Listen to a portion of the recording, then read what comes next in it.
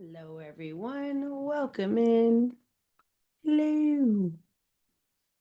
Hi. Good to see you all. Happy Friday. It is Friday. Yes. Oh my goodness. So many things have gone on. Such an exciting week for me. Nice to have you all. Welcome. Welcome. This is the time of the week. We actually didn't have one last week, so I've got lots of updates, but this is the time of the week where we give an update and do a little Q&A and maybe some hellos to everyone. All for our I Love AI community. We actually had a huge amount of community members join this week because I had a back-to-back set of sessions and conferences and invited many of them to join us. So really excited to have you all. Welcome. It is Friday. I was next week, maybe I will try and play around with this music situation. I was like, I should play music. It's pretty funny. I was in Lisbon last week, in Portugal, talking to a company. And while I was there, I got to see my book for the very first time. This amazing, beautiful thing. I got to see it for the first time, but I didn't get to actually take one home because they bought those books and I had never ever seen it. So I got a chance to see it and hold it only so briefly while I signed them all and then gave them back. And then when I ended up going from Lisbon to Vegas, Vegas to Seattle, Seattle to Chicago, Chicago back home, and I finally got a chance to open my book box, which had my own copies in it. So I'm super excited about it. Um, this is like a labor of love, but it's full of such cool stuff, things that I forgot that I wrote down, but all things that I've said before. So many of you who have been following me, engaged with me, connected with me in these communities, many of you will recognize so much of what's in here. You'll be like, oh my gosh, Noelle says that all the time. So I was really kind of excited. So at the end of our call today, I will randomly select a passage from this book and read it to you to let you know that there is so much just random goodness in this book.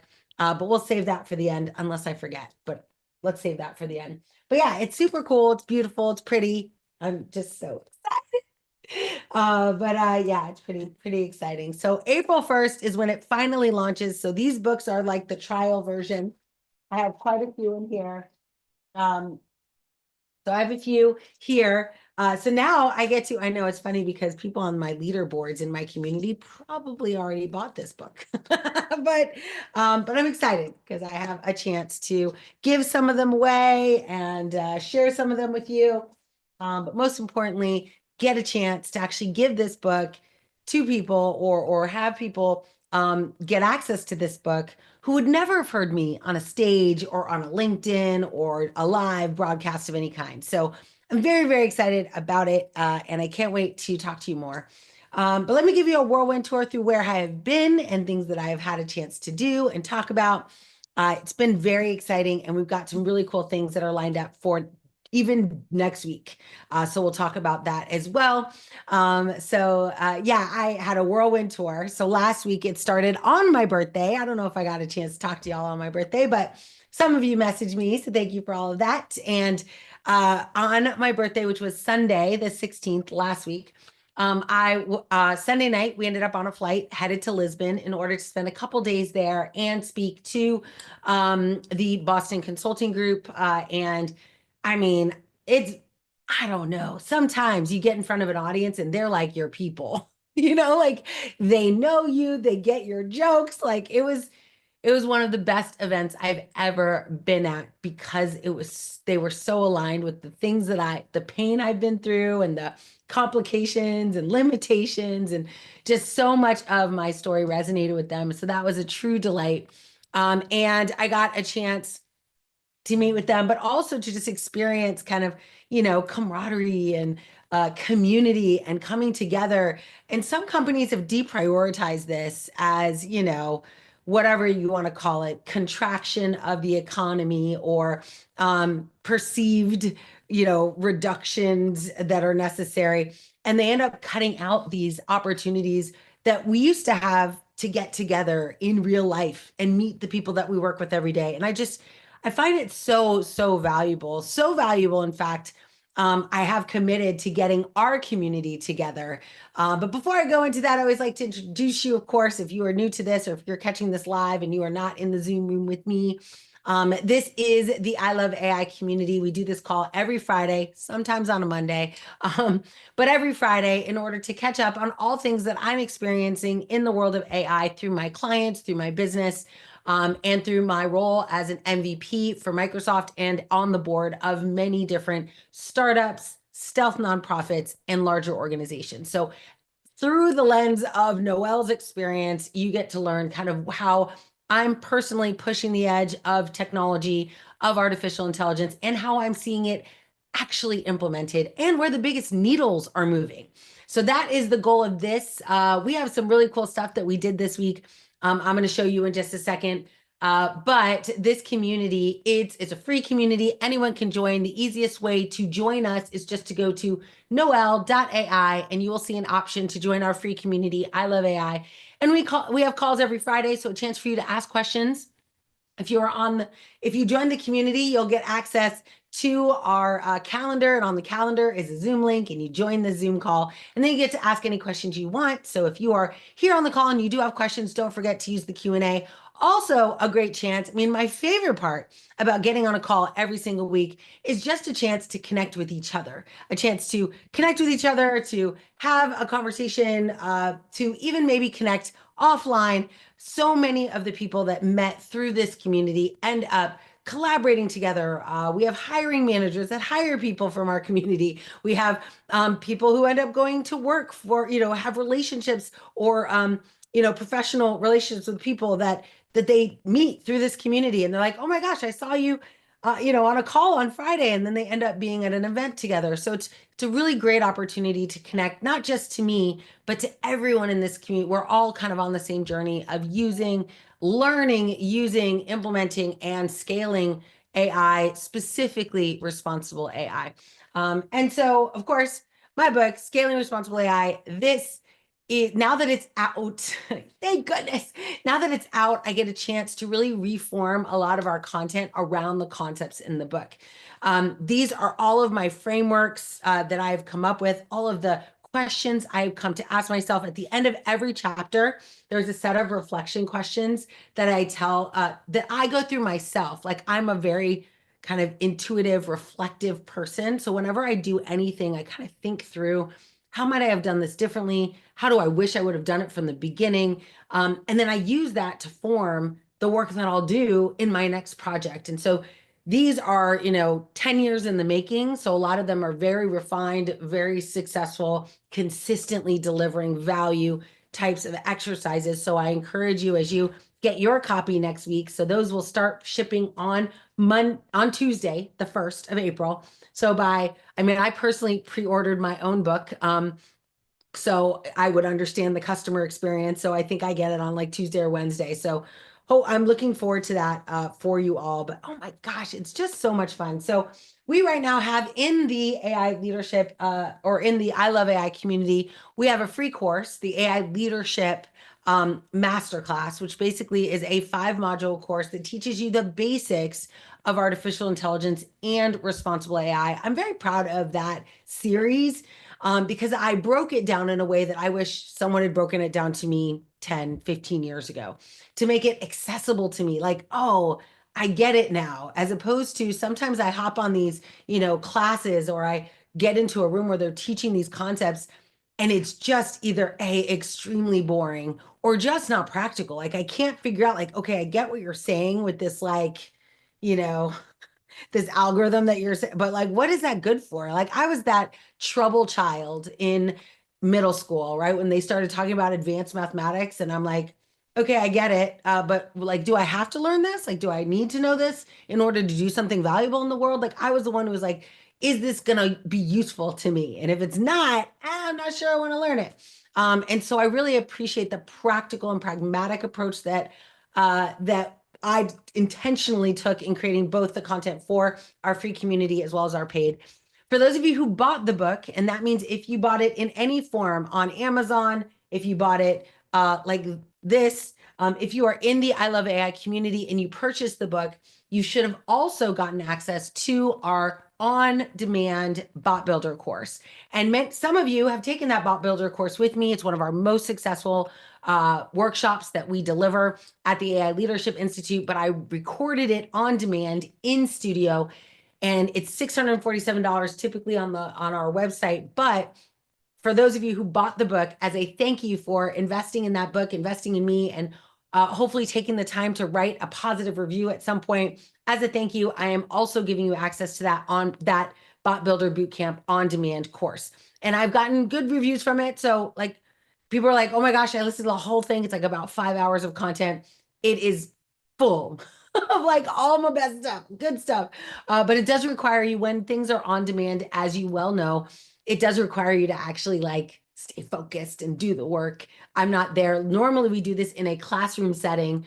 Everyone's live with me and I stop and we don't start again until you're done with that first step.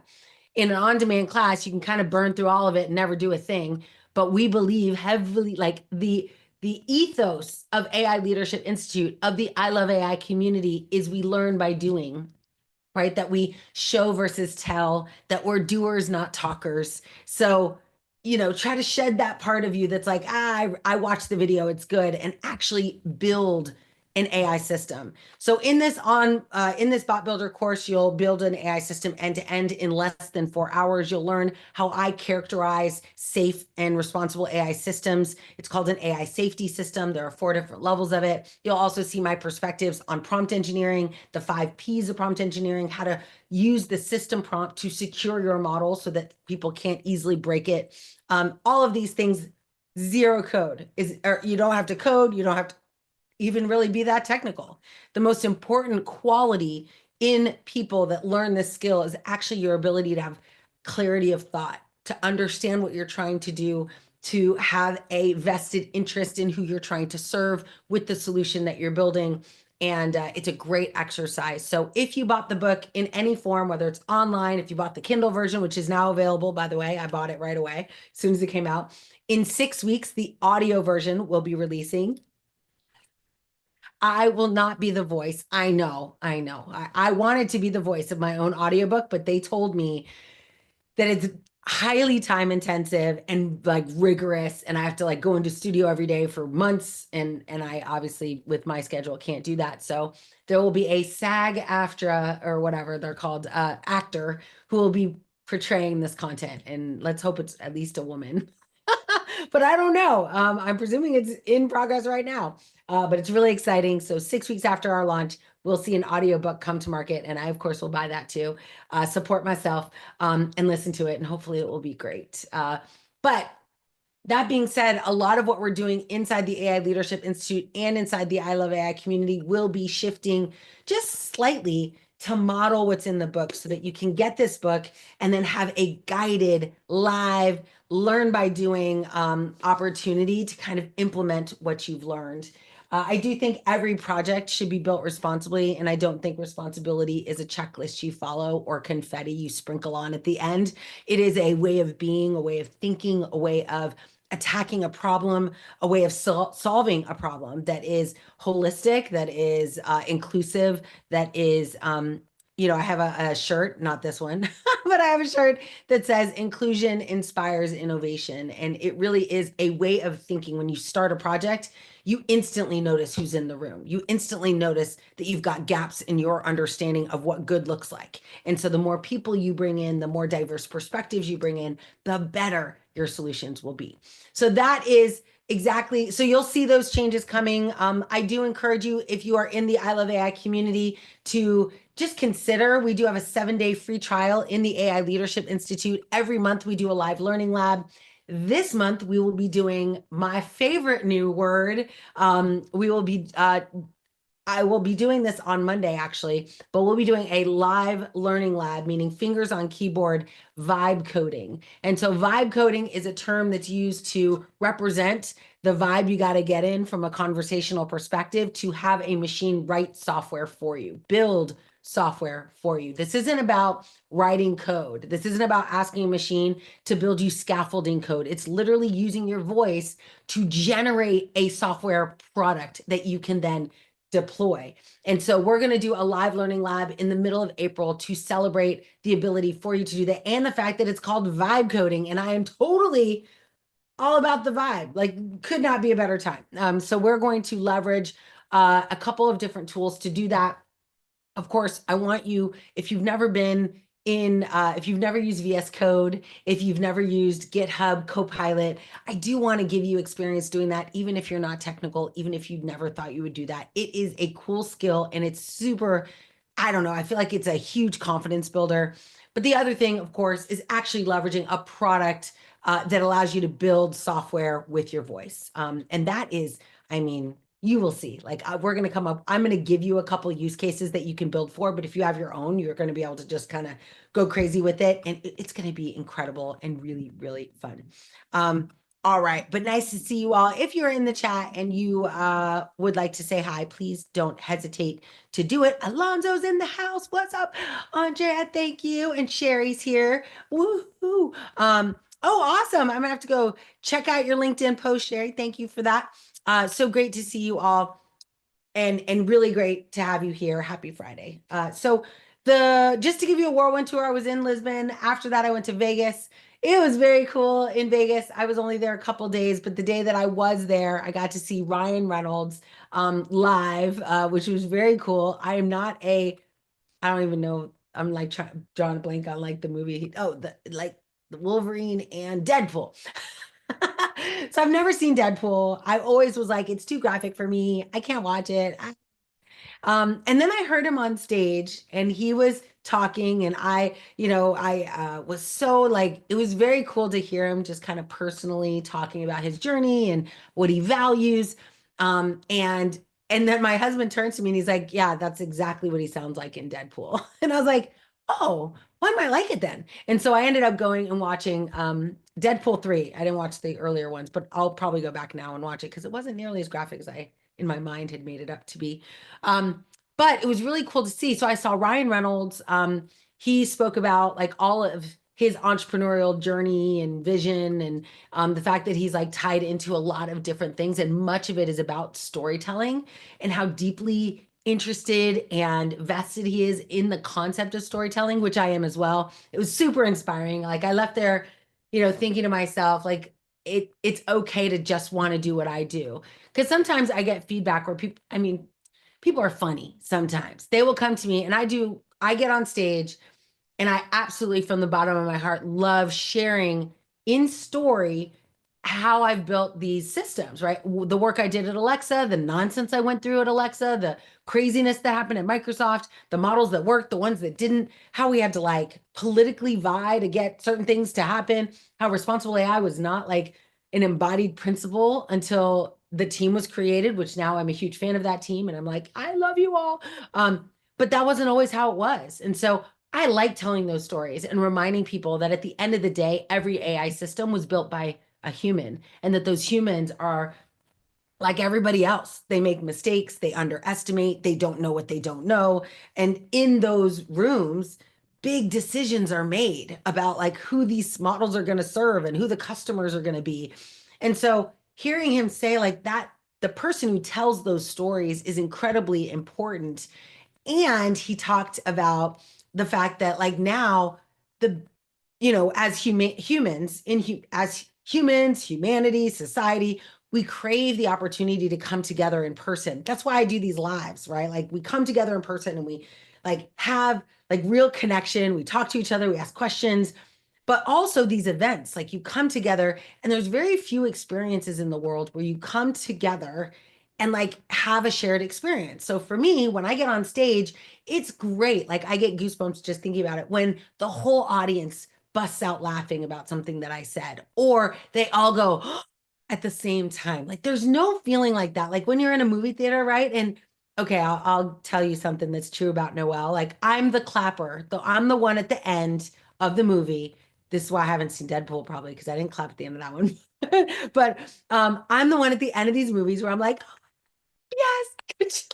And then I get my whole row, even if I don't know them. They start clapping, and then the rest of everyone starts clapping because I do that. That's what I do. But I do that because it's like this shared moment. We all just watched this thing. We all cried. We all laughed. There are so few experiences like that. So when I was listening to Ryan Reynolds talk about the beauty, like the beauty he sees in that he gets to create these experiences, right? Create a movie that people go to and they laugh and cry and have these emotions in this shared environment. I was like, oh my gosh, that's what I get to do with these keynotes that I do. And I absolutely love it. But you'd be surprised how many people come to me and like in this weird side way and be like, so do you just do keynotes? Like, is that what you do? You talk for a living? Like, and that like with that weird like intonation at the end, like that seems kind of weak. And I don't think they really appreciate the difference. I mean, maybe they haven't really had an opportunity to see me. Well, I will say that nobody who says that to me has ever seen me speak on stage. But I do think like we are in a season where education, literacy, like there's such a powerful opportunity to bring people together and teach them not to be afraid of this technology. And so, as much as I love implementing, which I do just as much, I really felt like just really good when Ryan was like, you know, your ability to tell a story, to create a shared experience like that, that is unique and that is special. And go forth and do more of it. Because it made me realize, like, you know what I do is special. What I do is important. And so hopefully you will find that in the work that you do as well. But I do think like community building this space that we've got in AI Leadership Institute, the space we have in the I Love AI community, like it's special because we get to all come together and play. So speaking of playing, so Ryan Reynolds was one of the people, but I also got to hear from Jimmy John, who runs a sandwich shop. I don't know how many of you know Jimmy John's. What man, Preet's in the house. What's up? Good to see you. And we have so Jimmy John's runs a sandwich shop, extremely successful, billion-dollar enterprise, and talks about his journey. And one of the things that stuck with me about what about his journey was he said, you know, he got to the end, or he got to a point where he felt successful, and he looked back and realized that he had kind of missed some important time with his children, and of course that he felt like, you know, that that was heartbreaking for him. And he looked at the audience and he goes, but here's the thing, like my kids love me, my kids forgive me because I created a life for them that they would not have been able to experience otherwise. And it so many times people ask me like, how do you balance work and family? How do you balance being a mom and being all over the world?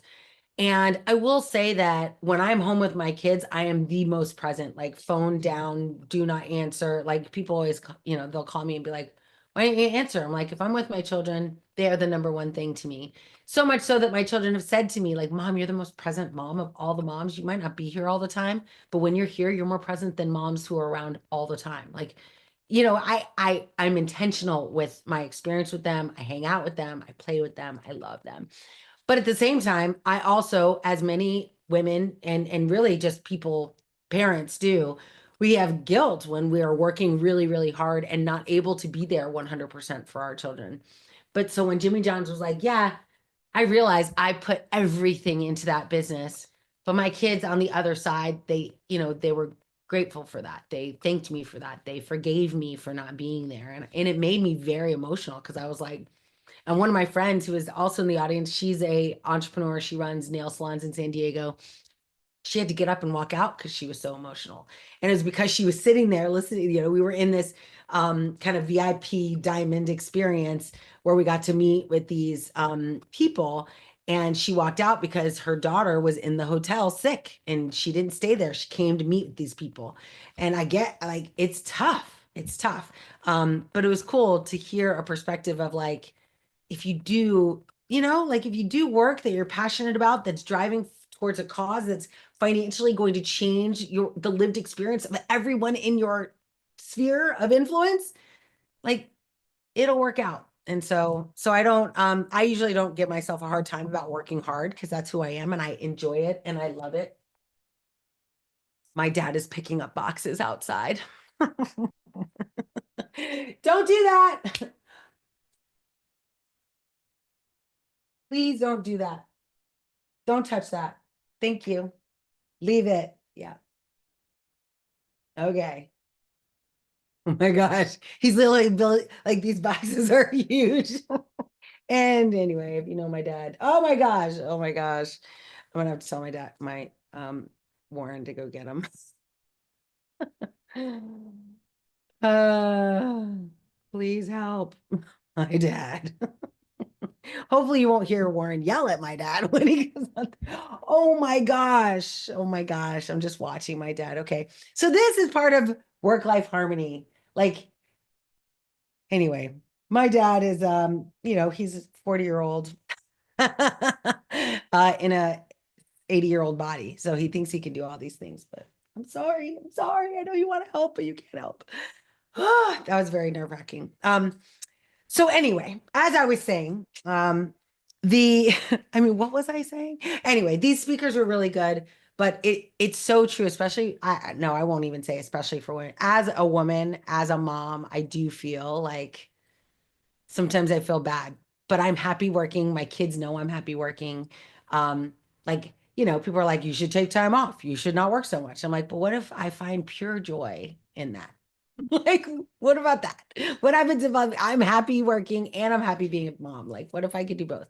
So it was really cool to see these perspectives of people who had made it. Like, these are billionaires now, right? I think Jimmy John's is like 3 to 8 billion. One of the guys who was there, what's his name? Um, his last name's Ham. He basically wrote a book. I'll remember it. But it was really cool because he's now in his 80s. But his whole career, he was kind of pushing the envelope in gas and energy, industrialization. And his whole career, people were like, I wouldn't do that. That's not going to work. We don't do it here. And it was funny because I was like, oh my gosh, that's exactly what people tell me. And they were telling him that in 63 and in 83 and in 2000. And now me in 2025, I'm like, oh my gosh, that's my experience. People will always tell you, especially if you're like me. And if you're in this community, you're likely at least a little bit like me. Like, people are always going to say, no, you can't do that. We've already tried that. It didn't work. Other companies have tried it, didn't work. Like, there's always this friction, but in that friction is the opportunity. And oftentimes I've found huge success in those scenarios. So it was really cool. Who was the other one that I was? So Jimmy Johnson. Then the other guy was what's his name? Mike Rowe, the Dirty Jobs guy. Do you remember Dirty Jobs, that show? It was running for like 30 years, maybe 20 years. I can't remember, but a long time. I didn't realize how long until he said it. But it was very cool to hear the world through his eyes and his experience on doing those dirty jobs and those vocational jobs. And so uh, one of the things that came out of his career, which I am moving in that direction as well, is he created a philanthropy around reawakening. I don't know if you know this, but there are 7 million jobs in the world that do not have people that can do them. And many of those jobs are in vocational fields, plumbing, electricity, like electricians, carpenters, general contractors, roofers. Here's an amazing fact I also did not know, that we are extremely underhoused in the United States. 4 million units underhoused. Like, there are 4 million homes missing for the amount of people that need to live there. And we have an extreme shortage of people who can build, people who can refactor, people who can transform those buildings. So it's just really interesting. AI can be an augmentation, but it's not going to build the house. Like, it still needs a designer. It still needs someone to say what's right, what's wrong, what works, what doesn't. It's fascinating to me. And so right now, more than any time ever, I do think that learning artificial intelligence will help us accelerate whoever we decide we want to be. But you deciding who you want to be, what you want to do, what you want to be focused on, like, that could not be a more important quest to be on right now. Like, figuring that out. I feel like I figured it out, at least for this stage of my journey, helping people understand AI, making it accessible, making it understandable, and most importantly, making it a little fun. Like, like enjoying the journey of leveraging this technology. And that's what we've seen so far. So let me clue you into some of the fun that we had this week in the AI Leadership Institute and in the I Love AI community. I went from Vegas, where I met Dirty Jobs guy, and I met Ryan Reynolds, and then met Jimmy John's, super fun. I then decided, Non's in the house. What? Good to see you. I can't wait for you to get it too. I can't wait for your feedback. Um, but after all of that, I ended up at Microsoft. Yay! So my old stomping grounds this week is Microsoft MVP week, which is the 1 week a year we get treated so well. They don't fly us. We fly ourselves over there, pay our own way. We fly ourselves over there, but they set up this whole litany of content and sessions. It's basically like a private build or a private Microsoft event just for MVPs. We get to learn things that I'm not even allowed to tell you, which is my favorite. But I'm not even allowed to tell you. But the second that it launches, I can dive deeper than anyone else because I already have been working on it for a few months. We get early access to models that have yet to come out. We get early access to tooling that has yet to come out. And the purpose of that is that as a MVP, a most valuable professional at Microsoft, they want us to use it, give them feedback, of course, help them make it better, but then help them amplify it once it actually GAs or goes general availability. So it was really fun. I got a chance to actually speak on Monday and I got feedback. One of the quotes of one of the people who sent it to me in LinkedIn was like, best session of the entire day. Granted, I was on day one, so there wasn't a lot to compare myself. But the reason they said that was because it was very practical, lots of note taking. It was really good. Some of you have seen my AI model selection talk, and so it was a whiteboard version of that that's been elevated and improved to include the new models that we're seeing now. But it's still, sometimes in a many people will say in the world of entrepreneurship, you will grow tired of your own story, of your own thing you're selling. You're going to grow tired of it way before people even know that you're doing it. Like you're going to just get on stages and start talking about it. It will take years. Like I'm now on year like 10 of talking about AI and talking about its usage and talking about inclusive innovation, inclusive engineering. These are not new principles. And so to me, I'm like, everybody knows that already. It's a tendency many of us have that once we get involved in it, we're like, everybody knows this. And the reality is as I go to stage after stage after stage, nobody knows. Like I should go back to the things I was saying 3 years ago, because those people, like the whole rest of the world is just now becoming aware of the things that were cool for us internal AI people 3 to 5 years ago. And so I say that to encourage you to realize that what you know right now, wherever you are in your AI journey, if you are in this community, you know more than like 90% of the world about what to do with it, how to do it responsibly, safely.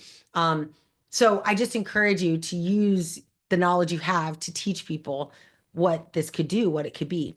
So I spoke about that on Monday. I then from there flew to Chicago, where I got to be one of the keynotes at the Responsible AI Forum held by Anita B.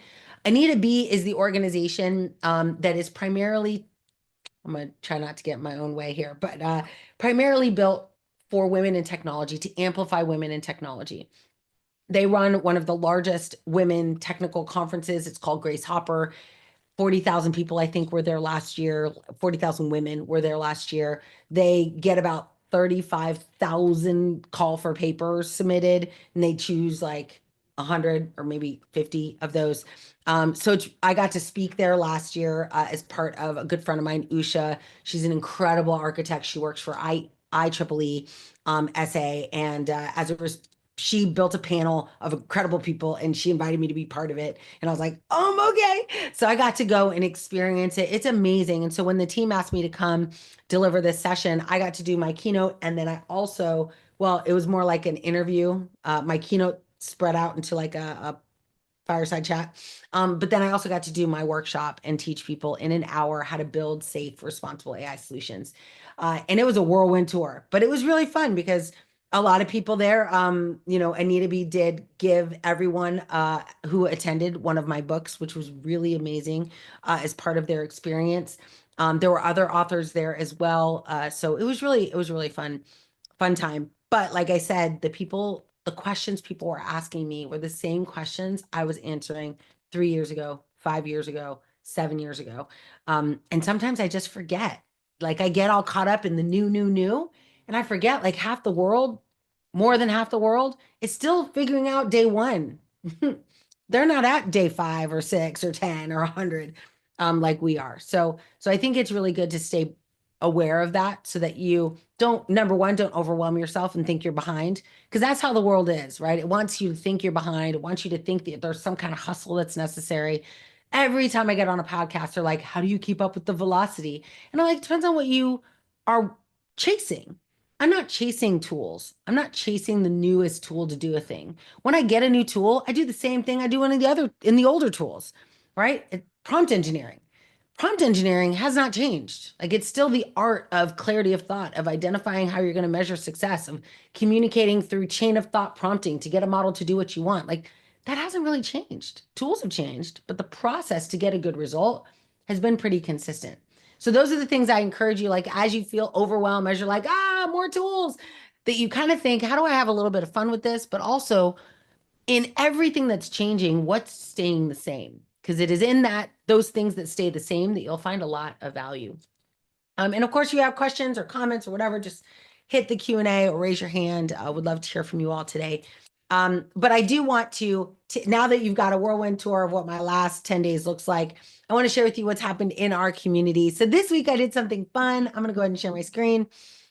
This week I did something pretty fun.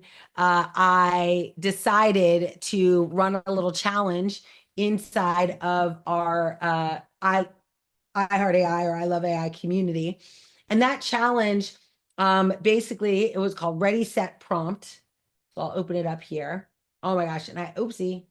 There we go. Oh, I see what I did. So let me make this a little bit bigger so you can see it. Maybe plus, plus, plus. Oh dear. Click plus, plus. There we go. Right. So I ran a Ready, Set, Prompt challenge in the community. It's a reason to join. Again, you could just go to noelle.ai as a website. And you'll get access to joining this community. It's free to join. You can participate in a lot of these. But as you know, I'm a believer in learning by doing. Put your fingers on a keyboard and build something. So to this week's challenge was about using, I don't know if you noticed, but we've got a little bit of a new overwhelmed industry all around the new capabilities in OpenAI for image generation. So I thought we would do a prompt challenge around image generation. And this was my favorite one. It was actually from Patrick, my absolute favorite one, because it looked like, I'm like, that's me. I take selfies on stages. So it was really cool. And the nice thing, though, is that you can replicate every one of these images and see how similar or different these are in the models that you use. So if you go down here, this is the one that I built using the new OpenAI model. Super cute, right? Like, what do you think? But this is a little baby tiger wearing my t-shirt and got the cup.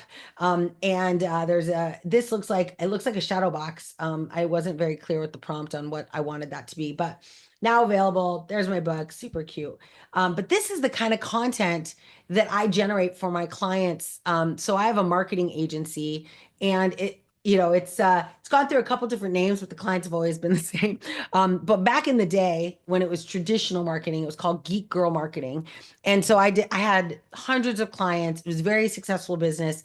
And then I shut it down because I went and got a real job. And then of course now back 2 years ago was like, here I am again. And so I created an agentic AI agency. That's the name of the company, agentic AI agency. And its job is to use agents to supercharge your sales and marketing, specifically your marketing. So today, if you call my phone number, I don't know if I'll put it in there if you guys want to test it out. But if you call the number that's on my business card, it will take you to an AI robot. And that robot doesn't sound like an IVR system of old. It sounds like, well, I think I picked Samantha, who is a young adult, a sparky young adult. And there were a bunch of options. There were men, women, gender neutral, lots of different voices. I chose Samantha. She answers the phone, and then she asks you, what would why are you calling? And you say, I'm calling to find out prices of your workshops. And she said, great, a team member will be with you shortly. I just need your name, your email address, and it already has your phone number because you called. So it'll say, I'll just take your name and email address. And then from there, it generates a transcript but it also generates a CRM entry, right? Or yeah, a customer relationship management entry. So it enters that into my CRM as a new opportunity. And now I get the transcript, I get that conversation, all of that. Like that's the beauty of an agent. Like I'm not telling the agent, I'm not clicking a button saying, agent, pick up the phone, or agent, turn that into a CRM entry, agent, create a contact. Like I'm not doing any of that. It knows the trigger is not human intervention. I mean, technically, I guess it's a human, but like somebody calls, a phone rings, the AI system picks up, and that agent's job is to turn that phone call into a lead. And that alone is pretty magical. But not everybody calls. Like it depends on the demographic of your audience. So you want that exact same thing, that same brain, that same Samantha, the same vibe to also answer when people hit you up on Instagram and like your post or comment on your post. Some of us are doing posts that say, hey, if you want to scale your business with AI, put scale in the comments and I will send you this free ebook that I wrote, right? I have one called the 21 Laws of AI Solutions Architecture, right? So for 2 months, all I did was post content. And at the end, I'd be like, if you want to know more about scaling your architectures with AI, I've got a free ebook. Happy to send it to you. Just put scale in the comments. Now, I don't want to, which is what I used to do, I don't want to have to watch my comments, wait for the word scale, and go and attach this document and send it to them. And I 100% like super vulnerable. I used to do that. And I actually used to have pride in doing it because I wanted it to be human centered and I wanted to interact with my clients until 100 turned to 1,000. And I was like, there's no way I can do this. I cannot keep up. So either I shrink what I can do for the world in order to do it manually, or I scale what I can do for the world by adding these types of automation capabilities. And so now when you say scale, the same Samantha bot, right? The Sam bot will get that message and say, thank you so much for your interest. Just to be sure, would you like this document? And this is on Instagram. And then when you say yes, it's going to write back and say, what is the best email? The beauty of that is as soon as I do that, first it'll say, can you confirm your name and what's your email? Through that interaction, I'm creating a lead for the business. So now that becomes an entry into my system that I call up and say, hey, I see you were interested in this document. Most people that get this document also want to do this type of work. I can help you with that. That's part of my consultancy. Would you like to hop on a strategy call? None of that has to be me having that conversation. All of that can happen via DM and all of it can be automated. And so, and when I say automated, meaning that the process of communication can be automated, but it also can be interwoven with AI systems, generative models that can help the conversation along in a very natural, engaging, and responsive way. And so that's what I focus on, right? Is how do I help companies that have between 5 and 20 employees that are making up to 100 million in revenue? How do I help them do the good work of just taking care of people when they reach out to them? Most people just forget them. Most people, like me, I mean, I just got back from an event, so I give myself a little bit of leeway, and I can't even pick them all up. But like most of them will have a stack of cards when they come back from an event. There's a whole stack there, but they're like laid down and I can't pick them up. But like they'll have a stack of cards that they picked up at an event. Yes, people still have business cards. But now my job is to, as a human, put that information into a system. Do you guys, some of you weren't there, but in the AI Leadership Institute, we had a live learning lab last month, or maybe I guess this month, which was all about building, deploying models, AI models through AI Builder. And one of the AI Builder models is a business card reader. So taking a picture of the business card and then turning that into a Zapier Zap that sends it directly to my CRM. Today, what I do is I still ingest it, but now I still have to do the manual work of taking it from that form and putting it somewhere, either building my own Zap or creating my own automation, or what most people do, nothing at all. And so all of these opportunities to actually build relationship with customers who've reached out to you are being lost just out of sheer inability to scale. And so these technologies can be combined to help you do just that. But pretty cute tiger, I think. So we had this really great Exercise, I'll just scroll through so you can see some of the other ones that were created. I loved all of them. Hudson Community College, like little backpack, so cute. Really, really cute. That was Patricia's. And then Kurt had more like stuffed animals. I love it. Like, oh, he's so cute. I love it so much. And but again, what I want you to notice here is the leverage. And Alonzo's on the call. So here's Alonzo's. Um, that's pretty cool. Um, baby become, yeah, that's right. When baby tigers become big tigers, be careful. But all of these you'll see the prompt that was used. So what I do is I go through and we do this a few, like maybe 2 months ago, we did another one around prompt of the day where people just put in the prompts that they were using. And so I would go in and just copy the prompt and put it into my own tool. And my answers will be different, especially in ChatGPT, because I've created a bunch of memories for ChatGPT. So ChatGPT will index on the memories that I have in my system in order to solve for the ambiguity in the prompt. And that way it ends up changing the result that Alonzo got versus the result that I get. Pretty cool. Yuta did this one. Oh yeah, I like this prompt. It was like a baby tiger talking to a room of enthusiastic baby tigers. So it's pretty cool wearing the t-shirt. But what I like is you'll notice the length of these prompts. Like they're not crazy like lighting and shadow and photorealistic and blah, blah. Like you can be, and this is a term that people are really starting to use more and more often, is that we're moving into a promptless world, promptless. Now, I actually don't think we're moving into a promptless world, meaning no prompts at all, but our prompts do not have to be as specific as they used to be, unless we're looking for a very specific outcome. Um, Oh my gosh, awesome. I will answer that too. Oh yes, I will also share that with you. Okay, so just really cool stuff, right? Like look at this little guy. Oh my goodness. Oh my goodness. He's adorable. I love him. And he's in a diaper, which is clearly articulated, right? Generate an image of a baby tiger smiling in a diaper, typing on a laptop. That's pretty simple. And this is pretty good, right? So that's the good news is that as we move to 4.5 Omni models, I don't know if you saw on X, Sam Altman is constantly kind of telling everyone like, hey, we didn't know image generation would be such a crazy thing. We had to throttle access. So I have a pro version of OpenAI and ChatGPT and Sora. So I didn't get throttled. So I got to keep building, and I'll show you a little bit about what those look like. But really fun and just really cool. But most importantly, like it gave us a chance to actually put our fingers to work, like actually build stuff. When now the only barrier to entry into leveraging AI system to solve a problem is your words.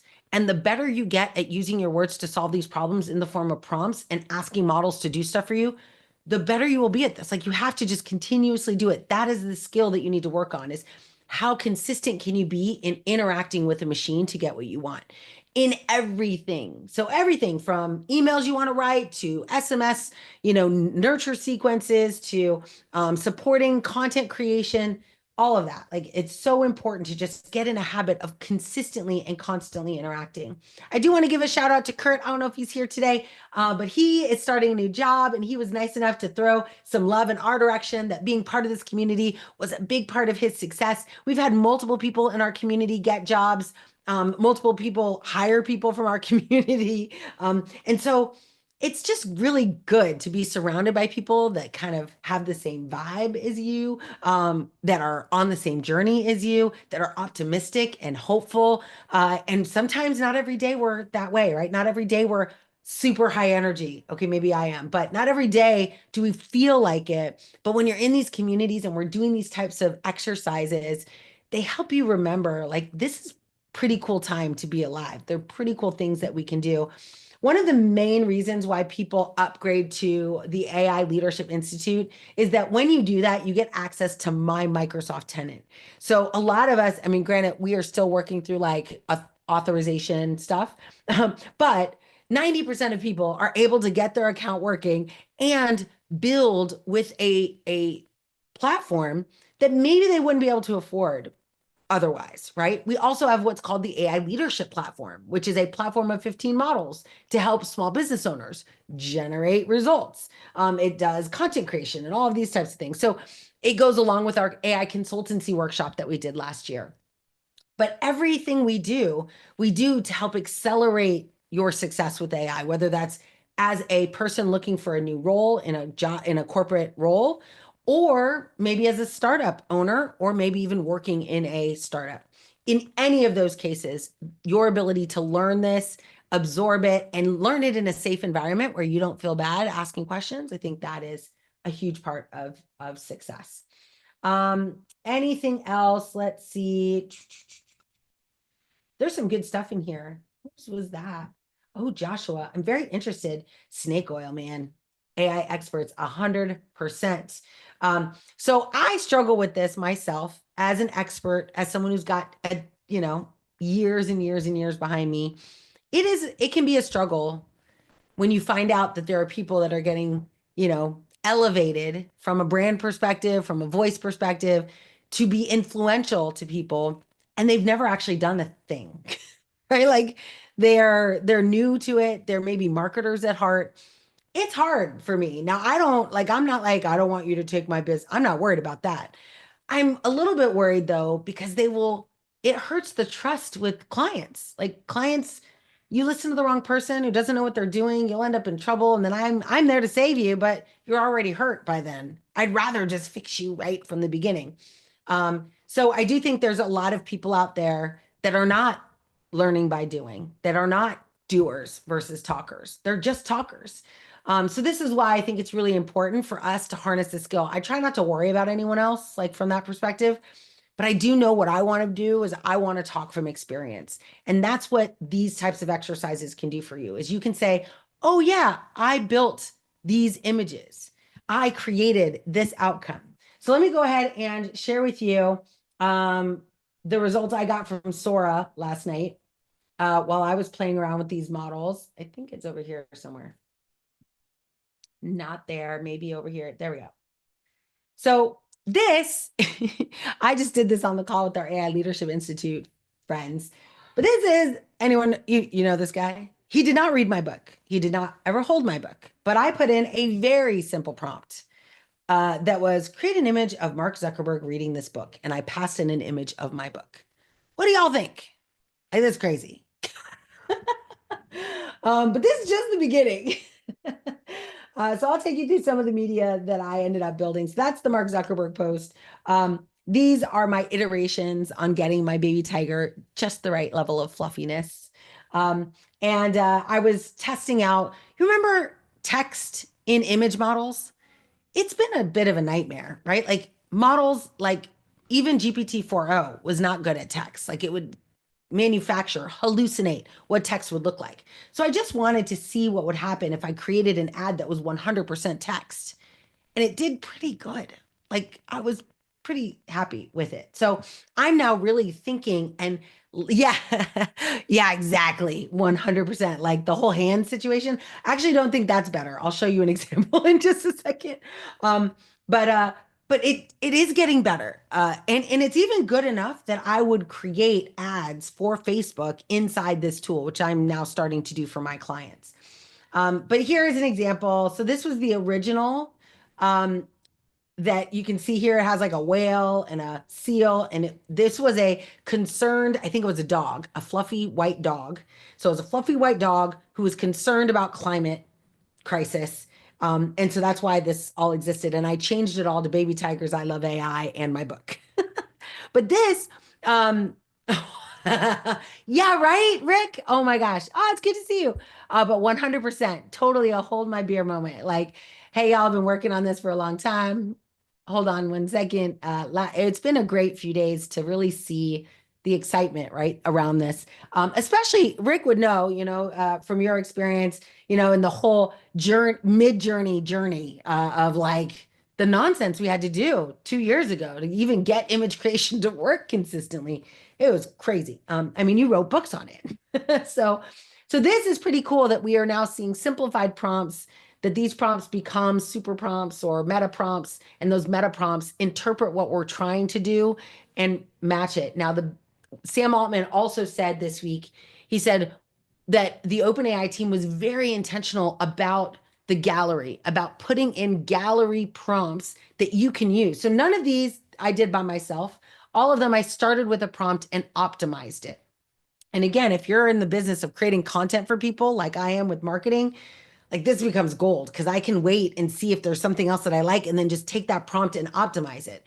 It's also the danger in Gen AI and copywriting and all of that, right? Like none of this is copyrighted. Anyone can take it. I'm an open source person. So I love that. I'm like, use it. I hope you can use it. Use it in good health. But some people are like, what? I took a long time to get that prompt together. I don't want the world to see it. I'm not that way. That's why in our community, I was like, share the prompt that you use. Let us learn from it because those prompts are constantly going to evolve. That is not the gold, right? The gold is in the thought process, the mind energy that's necessary to create these prompts continuously over time. So let me go back and share with you some of the others. Yeah, this was a good one. Android Mona Lisa. So this is one of my daughters. And this is her. She was wearing a shirt. It's hard to even see. Bruh, it's my birthday. And in that image, I mean, that's not terrible. Now, granted, what I said is take this picture and create a hypo-realistic drawing of this person in the style of Mona Lisa as a glossy porcelain android. Not terrible. Like, I just thought it was hilarious that it grabbed the t-shirt of all things. Let's keep going. I just think it's super fun. So this is one, my daughter, Jocelyn, or me when I was younger. But this is her. So I'll just let you see. That's her. That's the picture I decided to use. We were at the mall. She got a glittery tattoo. It was not a heart, but she really liked the heart in the generation. So this is the image. It's not terrible. Like she was shocked that, and she asked me to do this. Many of you have, you know, opinions about children and content. I will let you know, I was able to upload one picture of Jocelyn. Jocelyn did not like this picture and was like, let's do another one. When I went to upload the second one, it realized I was going to be building a pattern of uploading pictures of children, and it would not let me upload another one. So just so you know, there are guardrails in place on these models that prevent certain types of content being uploaded and used to generate. And I'm not going to say any more about that, but that's a very dangerous part of the world of AI. And so I was very happy to see those. So all of this is Noelle testing the envelope, right? Testing the edges of these use cases. So those, I did get a failure as soon as I tried to upload more than one picture. So after these two, I wasn't allowed to upload anymore. And I was given a stern warning that children are not to be uploaded. So, but it did generate this for me. And just to give you an idea, oh, I miss you too. Yes, sharing my mini me. Oh, she's so cute. Anyway, so let's go back. Oopsie. Oh dear. Nope. Oh gosh. Let's go here and click. Go back to the media library. And let's see what else we got here. So this was me. I gave it my picture of me and I asked it to put me on the cover of Vogue. Completely changed my face. That's not my face. But it's cool. This is where I tried to upload a different picture and it failed. It said content may violate our policies. So yay, policies are in effect and content restrictions are in place. So not that they're perfect, not that they're going to catch everything, but I did test a couple of different things. Now, none of this was bad. It was just like kids. And I can't remember what, I think that was basically it. So I uploaded two pictures of children, which I don't typically do. Yay. Oh, cool, Donald. That's awesome. This was a friend of mine. So I uploaded her picture, reading it. Oh, yeah, this is my favorite. Dun, dun, dun. No, he didn't. He didn't read my book, but he could. And this is like a sign. Padmini was so cool. She's like, you know, you don't publish that, but use it as a sign from the universe. That that this could happen one day. Hey, you never know. You never know, right? It's pretty cool. But again, what shocks me is the simplicity of the prompt. Like create an image, and in this case, I even misspelled it. Create an image or Satya Nadella, but it meant to say of Satya Nadella reading this book, and I passed it an image of my book. And this is the image that I passed it. So it opened the book. I mean, it's pretty cool. Like this is amazing. I'm very excited about the times. but this is how I did it. So all of the content that I build for my clients, I start here. I might search for content around the topic, but I think the future of advertising, the future of social media content is what you'll see. You'll see a pattern here, um, like this. Do you know this character? Like there's characters here. Like, oh my goodness. Oh my goodness. Underwater Buddha. Oh, that's cool. So these are pictures, but I'm going to go and show you images because this is the new capability, right? And so like this is so neat. If I'm building content for a client and I can take something like this. Okay, not that. Let me keep moving. But like there's some of these that are like old Zoolander. There's some that are like toys. Oh yeah, this one. Like I'm doing this. This is next for me. Is I'm gonna build a toy of me in a box. I'm gonna go in here. I'm gonna grab this prompt. ChatGPT already knows me. I've got a bunch of memories that can fill in the gaps here. So I'm just gonna, for just testing purposes, I'm gonna take this exact prompt, feed it to ChatGPT, and ask it to write me a new prompt with everything it already knows about me. That's what I'm gonna ask. And then it might work, it might not. If not, then I start working from there, right? Leveraging the years I've spent in this model, training it on who I am, what I do, what I care about, how I think, how I talk, and having it model that. So similarly, I did that for a Pokemon card. So these were a couple of, I wanted a baby tiger walking with a robot, but here's a Pokemon card. So I had it build me a Pokemon card. I passed it a picture of me and another picture of a source Pokemon card, and I had it generate. So, oh yeah. Yeah, so the good question, Donald. Yeah, so if you're not on Pro, you'll get throttled because so many people are trying to generate images and their machines are overwhelmed.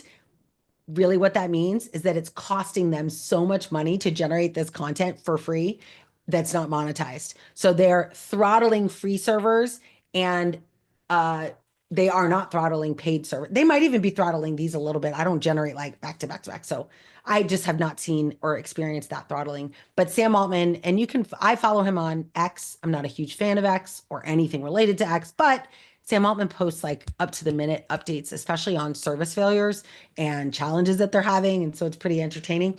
But he just posted this morning that they were surprised and delighted at the overwhelming need for these services that they actually had to shut down access. Yeah, exactly. Yeah, premium, any paid account, you won't be throttled. It's just the free accounts that you're throttled for. Um, Oh, yeah. So premium, yes, good point, Sherry. Yeah, premium is 20 bucks. I started there. Pro is pricey. Just depends on what you do. Like I create content for a living. Like that's what I do for my clients. So it is 200 bucks a month is like worth it to me, like gold to me. I would pay more actually. Don't tell him I said that. But yeah, so it just depends on the use case, right? If you're using it for experimentation, I mean, I used premium for like 2 years. Well, pro didn't exist until recently. But I always try, especially for these types of services, I just buy the highest level as long as I can monetize it. Um, let's see if there's any other ones. Oh yeah, this was I just gave it my picture and said voxel art, and this is what it generated. So not terrible, not terrible. Oh yeah, this is Muppet Me. So I am a huge fan of Jim Henson, have always been my entire life. I used to only wear like Jim Henson t-shirts for a very long period of my life. But if you look, like it got my hair really good, really well. Like this is how I know like the model is different because my hair is almost always a challenge for models. Like I will be like long spirally curly hair and they'll be like big afro. Such a challenge. This was one shot, turn this picture, and it's pretty good.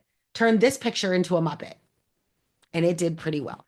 So let me answer a couple questions that have come in here. So I've been the context window. If I have challenges with the context window, I will often go into like po.com and play around with it and get it to synthesize it into a 32K, bit of text. So I don't typically worry too much about the context window here. However, there are models that support. That's why I liked our exercise we did in the community, because different people had massive prompts and they needed to use a different model, like a flux model, in order to actually get that prompt to work. So, but yeah, usually I will grab a big prompt and then I'll synthesize it. But what I noticed with this anyway, with Sora and with image generation right inside of, so right now I'm in Sora, but let me also show you um, uh, ChatGPT. So ChatGPT has within it now the ability to create an image, and that image generation that's been there before, but it used Dolly, and now it's using a different multi-headed model, and so that behavior is different. I think I did this already, so I'll just show you one of the things. So I put in, can you create me an image for my website? I actually used a default temp that popped up in the sample. I need something that matches the overall theme and tone. I didn't write that. That's just, I copied the template that they gave me, the conversation starter. And then it's like, great, but I need to know, what do you want? Professional, minimalist, futuristic, approachable, color scheme, subject. And so I just put futuristic, blue, gold, and white, inspirational. And that's what I came up with, which kind of sort of matches my AI Leadership Institute logo, kind of. But I liked it. The only thing I almost went in, so you could see create image. I almost went in and changed it to be a woman. That's the only thing I would have done differently. But I liked it. So that image creation process is available, even though I was in Sora the whole time because I bounced back and forth. The thing I do like about Sora is the gallery. And like I said, Sam Altman, he has mentioned how much time they've spent orchestrating and architecting these gallery examples so that you could go, I want to build something like this. And you could just take the prompt, it's called Remix, and you can remix it. Here's another tip for those of you who are in this tool and going to use it. By default, it chooses two for everything. So you can have an A/B test. If you're just testing and playing around, do not generate two. You will eat up your credits. And so I now intentionally go in and just pick one because I just want to see what it looks like. I'm not looking to A/B test for most of the time. So just know that it defaults to creating more than one, and that takes longer, number one, but it also eats up credits, number two. So, but that credit usage thing is also changing. So just be aware of that. I'm going to go to images. So these image explorations, I think, are pretty cool because any one of them, like creating comic books, like comic strips, like, oh my gosh, it's so cool. Like Vogue, of course, I tried that. It didn't work for me. But creating a Lego version of me, that's totally possible. Um, I wonder if I could find those images. I won't do it today. I'll post them in the community. But I have like a Lego of me, a Funko of me, and they're really fun. But any one of these, right? Like this becomes a prompt. The only thing I have to change is, like, instead of a boy's character position chart, I would say a girl with long curly hair wearing a red blazer and a black t-shirt and jeans. It's so fun. So I just kind of adopt rather than, again, people like Rick McCauley on this, like if y'all want to know about like or creating imagery from an artistic perspective, there's so much nuance to that. That's not me. I don't know anything about that. So I'm going to take someone else's, like Rick's, and Rick was one of the first to make his prompts publicly available, like huge, extensive prompts. The only way I could use them is copy and paste them. I didn't even know the words that were in those prompts. Like it was like f-stop, blah, blah, blah, blah, blah, other stuff. So I'm glad that we're now at a stage where we can meta prompt our way to that kind of outcome, but it still doesn't replace those people who know how to create just like magnificent, detailed prompts. That it's night and day between even what you see in the Explorer here. So pretty cool. I just love it. So yeah, here's an example of a Pokemon card. So any of these things, if you like it, you just take it, modify it a little bit, or modify it a lot in order to accommodate. In my case, I have chiropractors, so I can make a lot of fun. Oh, here it is. This is the one. This is like a toy, right? I can make a fun toy about the chiropractor who breaks backs for a living. It's like just this is what the future will look like from engaging content. People will stop to look at this that says like the, the backbreaker, and it's a chiropractor and it's an ad to say, come see us, and we'll break your backs for you or whatever. I think that it'll be a really interesting time in the future. All right. There were some questions in here. Let's see. Yeah, exactly. Embarrassingly accurate. Some of these models that we've been using for a long time. One of my favorite things to do now is inside a model. And I won't say now, I mean, I've been doing it for a couple of years, but the more I talk to a model, the more I want to ask it, like, okay, based on what I've said to you, what do you think about me? What do you think I care about? What do you think my goals are? Because those unsaid, undocumented assumptions that the model has about you will change its outcomes. So you want to ask a model, like, what do you think about me? Like, what do you think I want? What do you think my goal is? And you'd be sometimes shocked at its outcome, but more often than not, you'd be like, whoa, you see into my soul. Depends on how long you've been using it, but it's pretty cool. Um, Ton, I can't believe you're here. I didn't realize it was you. We have to get on a call. So good to have you here. Are the images reproducible with the same prompt? Yeah, so they can be. However, just kind of based on what I just said, like the context in which that prompt is operating will change its outcome. So I can't take a prompt from here and put it into my chat GPT and generate the same outcome because I already have instructions in the core of the model that tells it to do things a little bit differently. And that's the whole reason behind generative AI, right? Is that it's going to generate something new every time, but it'll give you a start. I mean, I will tell you that this media that I did, that is almost exactly like the example that I got. It started, I think it was Zuckerberg that was reading it, and I changed it to Satya. And then I went back and did it again with this. But this is almost exactly what the prompt generated in the Explorer window. So some of them are easier than others. I think it comes down to details. Yes. Have a great weekend with Sherry. So last but not least, we do have a really cool thing coming up on Monday. I hope you all will be a part of it. If you go into the I Love AI community, you will see on the calendar on Monday, it's in person for those of you who are here on the 31st. If you are in Miami, you can come live and hang out with me for the day from 10 a.m. to 4 p.m. 10 to 11 is going to be networking and hanging out and having some coffee. 3 to 4 will be Q&A and kind of wrapping up.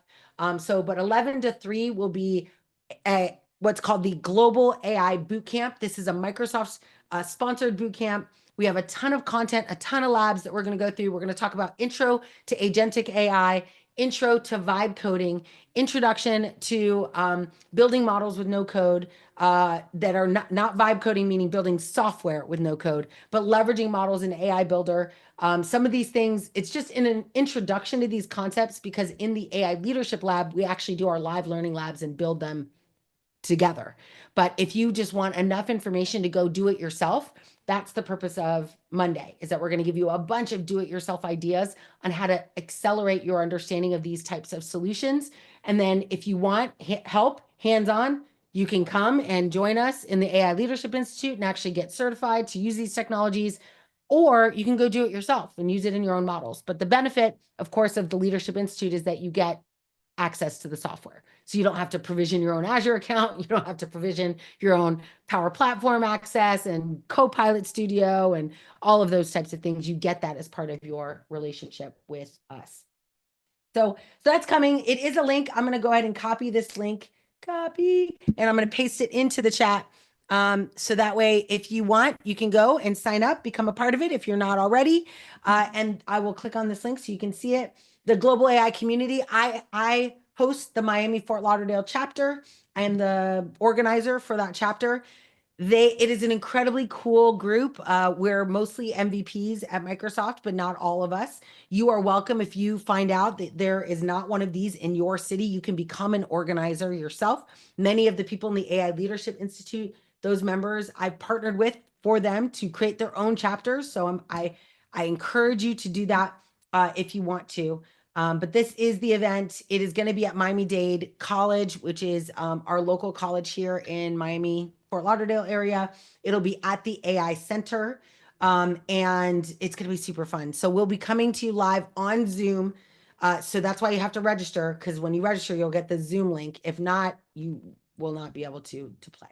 So that is happening on Monday. You can see all the other areas that they're happening in. And like I said, if you don't see one, you'll notice like there's a lot going on in Europe. because this group was created in Europe, we don't have a lot of representation across the US. So if you're in a city that there isn't one, let's partner and bring global AI community to that. The benefit of it, of course, is that this curriculum that we're going to go through was actually created by the Microsoft team.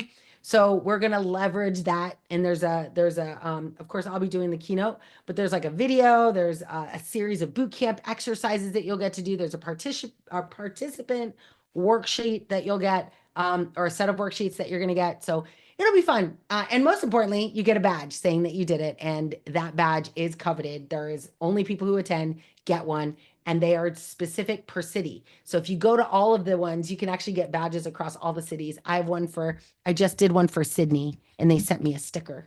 I don't remember where I put it, but it was cool. I was like, yeah, because I was at the South by Southwest Sydney this last year. So that's it. This is the most probably super exciting thing. I hope you'll join us. Please join us. Encourage us. If you like being here, you like these sessions, you find value in me sharing all the cool things that we're working on, don't hesitate to say good things about us. Invite a friend. This is a free community. It is open to Q&A. There are 2 questions in the Q&A, so I'm going to shift to that now, unless I already answered them. But I'm going to shift to that now. But this is a chance for you to ask questions. Tell people what you're up to, and make connections with people who are in the community. So one question was a secure tool stack for running chatbots from the bootcamp, like Q&A for customers in production, so that it's trustworthy for clients. So absolutely. So the tool stack for security, one is that you can run against an API, and there's multiple layers of security, but one is you can run against an API for your model. I wouldn't, like, when you use Chatbot Builder gives you access to 3 million tokens for free, which is gold. So for most companies, most startups, most small businesses, they don't need much more security than that. However, what I do for, let's say, a healthcare practice or a chiropractor where they've got HIPAA compliance and they want to connect to their ERP or connect to their medical record system, I can't run it on a system that's not secured. So then I will move it to an OpenAI platform model or an Azure OpenAI model. The benefit of using Azure OpenAI or SageMaker on Azure, or Vertex on Google, is that you get the benefit of the enterprise security model that your models sit in. So just by using a model inside of Azure or SageMaker or Vertex, when you use that model inside of that, the security infrastructure, the well-architected infrastructure. So rollback. This is what I was mentioning to you in the chat when we were messaging back and forth, is that you get to then apply the RBAC or role-based access control policies that are true for your entire cloud infrastructure, now also become true for the models that you deploy. And that is the suggestion, is that if you get to a point where you're working with someone who requires security, get them on Azure or SageMaker or Vertex so that you can then set up security for their entire tenant, and all the models that run inside that environment are true. Now, the way that works with like a chatbot builder, if you wanted to keep that as your front end, is that there is an API integration. So you take the keys from Azure, the key to the services that you're using, and you would use those keys to integrate that language model into that chat app builder. So you would no longer use the default model. You would be connecting to your Azure one. So that is like gold answer. Like, not many people do that, but that is how you do it, is that you will delegate all model invocations to an Azure, Microsoft, Google, Amazon tenant, and that the security you apply to that tenant will automatically apply. So hopefully that is helpful. And yeah, I hope that's helpful. And hopefully you're still here to hear it. If not, I'll ping you back because I never got to finish that message that we sent. Rick, oh yeah, cool. Thank you. I'm going to do that. So Rick shared the book, I think, that has all of these amazing images. So please take a look. Here you go. Oh yeah, did you put it in the chat? You could have put it in the chat. Oh, you did. You did. Okay, cool. I guess you probably, oh no, you sent it to me both times. But either way, absolutely no problem sharing it. It's awesome. I've looked at it many, many times. I never did buy it, but maybe I could now. But it's super awesome. Thank you for sharing that. It is so fun. Yes. And also, Patrick, as you get further along, like, we could definitely do a deep dive on like Azure cloud infrastructure, if you get that far. If you want to do it on AWS, we could do it too. Google, I'm not a Vertex person, but I'm sure someone in this community is, so we can share the love. But Azure and AWS are like where I grew up, so I know those platforms really well. Okay, cool. So that's all of our questions. Thank you all for being here. It is so fun. Fridays are my favorite. It is a chance for us to get together, to communicate, to network. Please know that, like, if you are in the chat, you have a chance to network with the other people in the chat, take down people's names, share your LinkedIn's. Like, we are all on the same journey here. There is no scarcity. There's so much opportunity in this space. If we can help each other find a new way to either monetize something or implement something or develop a solution for someone, I'm all for it. And I'm always excited to see the cool things that we're doing in this space. The community is the best way to stay up to date. On Monday, we'll launch a new challenge, a new prompt challenge. So stay tuned for that. And hopefully I will see you all at the Global AI Bootcamp bright and early Eastern time at 10 o'clock. Yeah, of course. Absolutely. All right. So that's it. I'll let y'all go. Thank you for being here, and we'll see you next time. Bye. You're welcome. Thank you. All right. I'm going to stop our live stream if I can't stop sharing. Do.